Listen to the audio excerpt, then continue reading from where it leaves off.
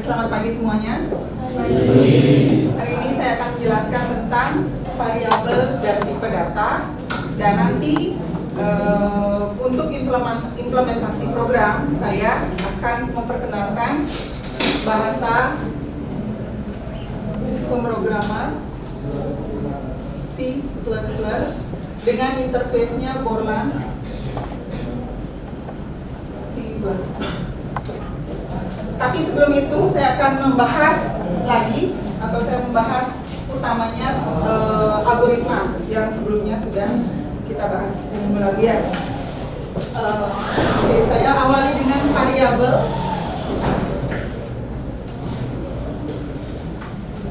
Ada buku yang, kalau kalian baca buku, ada buku yang akan meletakkan tipe data duluan daripada variabel, tipe data dan variabel.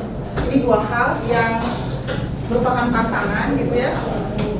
Tapi saya putuskan untuk memberikan ke kalian variabel dulu, baru kemudian tipe data. Oke? Adakah yang sudah tahu apa itu variabel?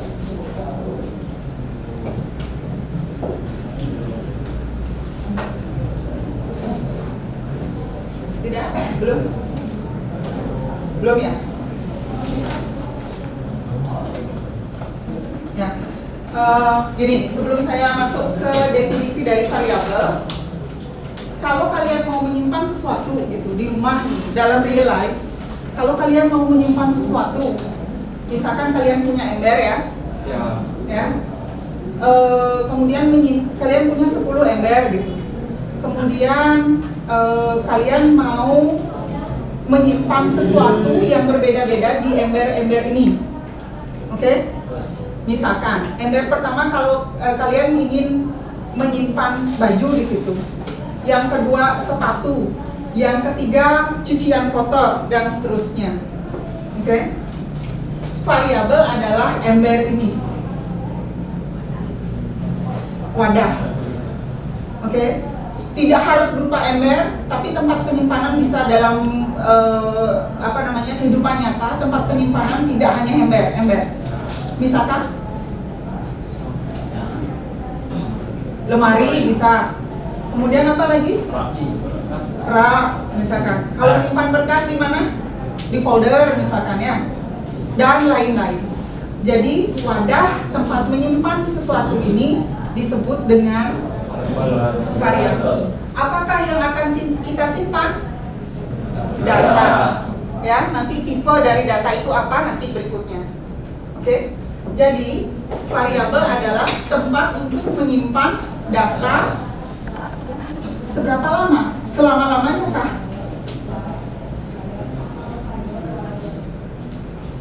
Tunggu dulu, jangan dijawab dulu. Karena yang akan kita simpan, data yang akan kita simpan itu di komputer. Ya. Dan penyimpanan data di komputer, kalau kita bikin program seperti ini, kecuali kita masuk ke secondary storage, ke penyimpanan secondary seperti hard disk, flash disk misalkan, itu lain. Tapi biasanya kita simpan ke yang namanya RAM. Tahu RAM? Apa kepanjangan dari RAM? Tidak ada. Jadi RAM itu sifatnya di mana? Sementara. Selama program kita jalankan, data ini akan disimpan di RAM, atau saya sebut sebagai memori. Sekarang ya, kalau saya bilang memori berarti RAM ya. Datanya akan disimpan di RAM. Sifat penyimpanannya, data ini disimpan sifatnya sementara. Gitu. Ya. Nah, kemudian sebelum saya masuk lagi ke definisi, gini, tadi kan wadah atau ember itu saya simpankan baju di sana. Kemudian saya mau nambah baju lagi, bisakah saya simpan di sana? Bisa. Bisakah saya kosongkan? Bisa. Tambah lagi? Bisa. Tapi sekali saya bilang ember ini untuk nyimpan baju, selama saya jalankan programnya, atau selama saya buat itu untuk nyimpan baju, selama itu untuk nyimpan baju, ya. Jadi tempat penyimpanannya sifatnya sementara, kemudian isinya itu bisa dimanipulasi, artinya bisa ditambah, bisa dikurangi gitu ya. Oke, bisa diubah-ubah. Kemudian tempat ini karena kalian punya 10 wadah, untuk menandai, untuk lebih gampang mengenal, ini wadah pertama, ini wadah kedua, wadah ketiga. Apa yang kalian perlukan? Nama, sama seperti kalian perlu nama kan? Kalau saya sebut kalian sebagai manusia saja, manusia satu, manusia dua, susah kan? Susah. Jadi yang kalian perlukan adalah nama. Variabel juga begitu, variabel perlu yang namanya nama. Oke, sekarang saya buatkan definisinya. Variabel adalah tempat penyimpangan data sementara di memori. Ini secara umum memori ya.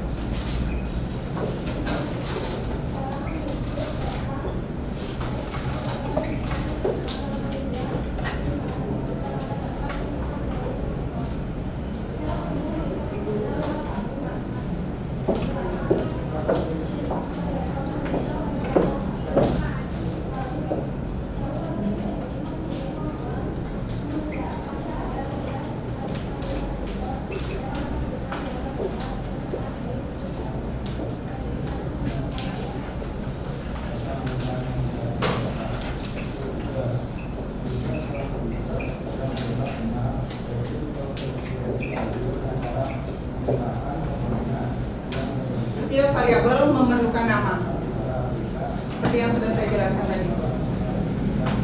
Kemudian ada aturan penamaan variabel.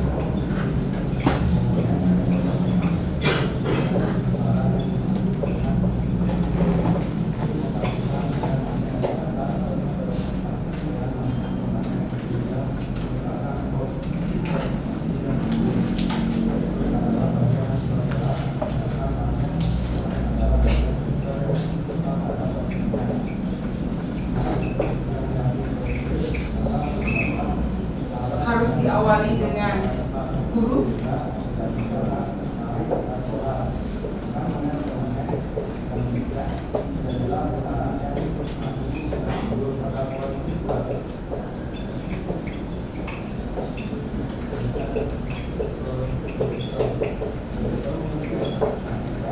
Secara keseluruhan namanya dapat terdiri dari alfabet,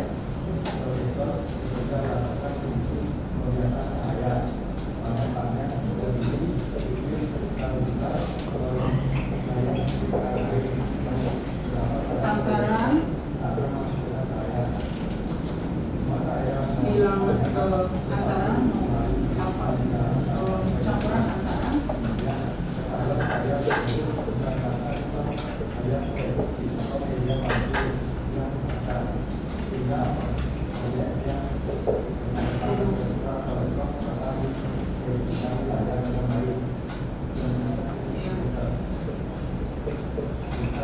karakter yang diperbolehkan,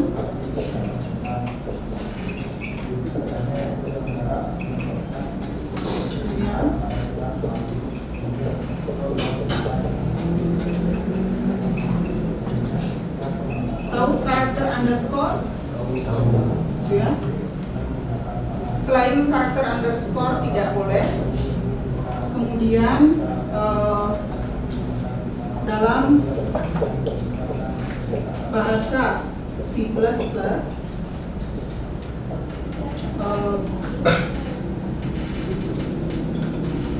huruf besar dan kecil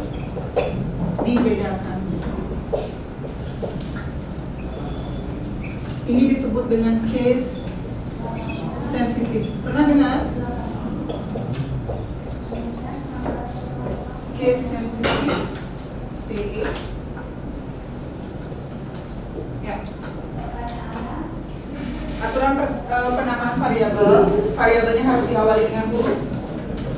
Dia boleh nanti namanya itu campuran antara bilangan dan huruf. Bilangan ya namanya. Bilangan nomor, bilangan. 1, 2, 3 bilangannya. Bilangan dan huruf. Tetapi untuk depannya, yang paling depan karakternya itu harus berupa huruf. Ya, angka nggak boleh. Angka dan huruf, bilangan bukan angka. Dan karakter yang diperbolehkan hanya karakter underscore. Jadi pada nama variabel hanya boleh kalian menambahkan karakter underscore.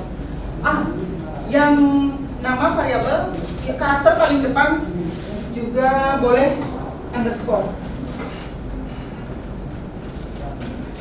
Atau ini ya, atau underscore.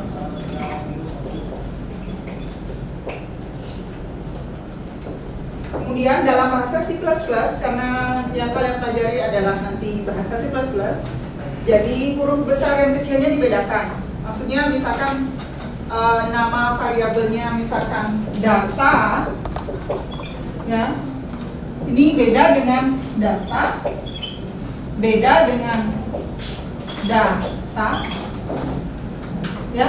Jadi ini 3 hal yang berbeda. Ini disebut dengan case sensitive.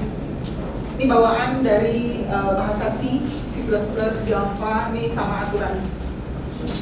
Ya, kalau di bahasa Pascal misalkan, ini sama. Jadi satu objek dia, satu variabel. Kalau kalian nulis misalkan data D-nya besar, di bawahnya tulis lagi ini kecil, gitu D-nya seperti ini. Jadi nanti dianggap sama compilernya satu hal yang sama. Tapi kalau di C++ tidak, itu beda. Case sensitive, benar-benar sensitif. Case itu artinya karakternya itu ya. Jadi kalau nanti kalian misalkan ada error, kemungkinan error untuk pemula adalah kesalahan di pemanggilan nama variabel. Di atas misalkan pada saat deklarasi kalian deklarasikan dengan huruf D besar datanya, di bawah dipanggil dengan D kecil. Compilernya bingung. Variabel ini tidak dideklarasikan sebelumnya, yang dideklarasikan D huruf besar, makanya dia error, biasanya gitu untuk pemula, ya. Oke. Itu dia aturan penamaan variabel. Contoh nama variabel.